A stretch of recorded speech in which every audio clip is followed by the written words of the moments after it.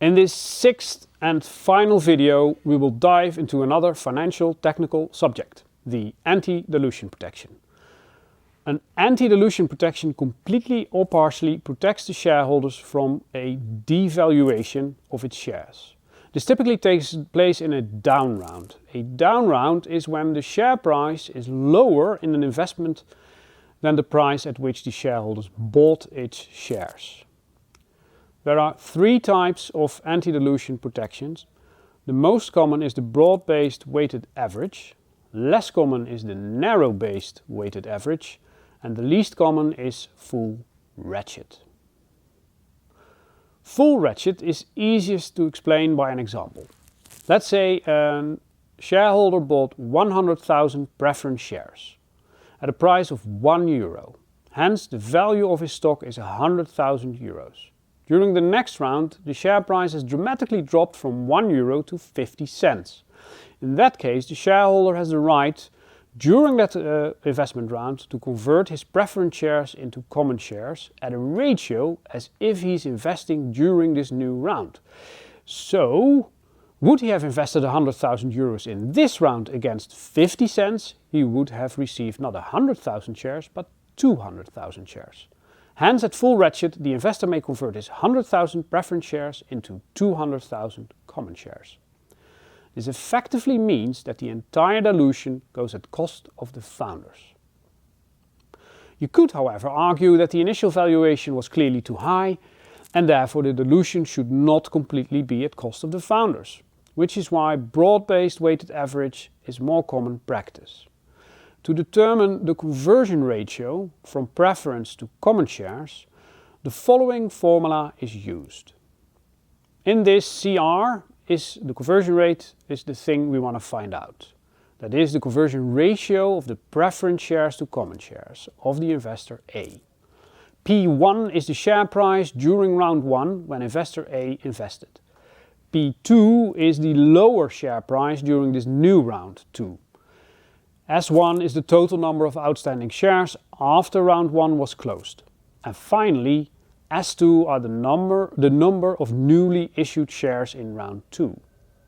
So as an example, let's assume we start with a founder stock of 900k shares. Investor A invests 200k euros at €2 per share, so he gets 100k shares, which makes a total of 1 million shares. At a later moment in time, investor B invests at 500k euros at €1 per share, so 500k shares. Given that the price during round 1 was €2 and in round 2 it has dropped to €1, we have a down round and the anti-dilution of investor A kicks in. Investor A can now convert his shares to common shares. For this we use the formula behind me. In this formula, CR, the conversion ratio, is the thing we want to find out. P1 is the share price during round 1, this is €2. P2 is the share price during the second round, €1. S1 is the total number of shares after the first round, which is 1 million. And finally, S2 is the number of shares issued in the second round, which is 500k. Filling in the numbers, we get this. So the conversion ratio at which investor A can convert his shares into common shares is 1.2. This means he can convert his 100,000 preference shares into 120,000 common shares. If we were to use the narrow-based method instead, then in that case S1 is determined only by the preference shares instead of all shares. In this example that would be 100k shares, the preferred stock of investor A, instead of the 1 million total shares. In that case the calculation looks like this. This would mean that the conversion ratio would not be 1.2 but 1.7. Unfortunately, it does not end there. As soon as you give extra shares to investor A in the new round 2 at the share price of round 2, then effectively the pre-money value goes up, as there are now more shares at the round 2 share price. To this, investor 2 did not agree, so the share price drops even further, meaning more conversion for investor A, resulting in yet another drop in the share price, etc., etc. This sounds a bit confusing and requires a proper example. So here goes. Let's assume this starting situation, this one. The two founders each have 300k shares. D&O is 150k shares, totaling up to 750k shares. The first investment of 400k euros by investor A takes place at a pre-money of 1.2 million euros, which results in this. Effectively, the investor receives 250k shares for his 400k euro investment. Given that the total amount of outstanding shares are 1 million and the post-money valuation is 1.6 million, you can deduce that the share price is €1.60. The investor also negotiates a full ratchet anti-dilution protection. Again, quite uncommon, but it makes this example much easier to comprehend. 1 year later, investor B steps in. However, as you could expect in this example, the company did not do so well, and the earlier valuation was also too high. Hence, investor B, who also wants to invest 400k, but does it at a pre-money of 800k. This means that the share price in the first round drops from €1.60 to 80 cents. In short, the price is halved. Without any anti-dilution protection, the end result would look like this. Basically the same as the former cap table, but 500k shares are added at a price of 400k euros. Post-money valuation is then 1.2 million euros. Dilution of all former shareholders is 33%. However, investor A has a full ratchet anti-dilution protection. Therefore, investor A is fully compensated. And because the share price is halved, his total numbers of shares thus doubles, which looks like this.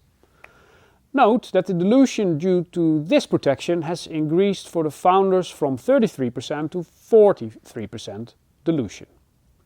Now, because we didn't change the share price as a result of the extra 250k issued shares, at 80% each before the investment, the pre-money rises from 800k to 1 million euros. And that's not what was agreed with investor B.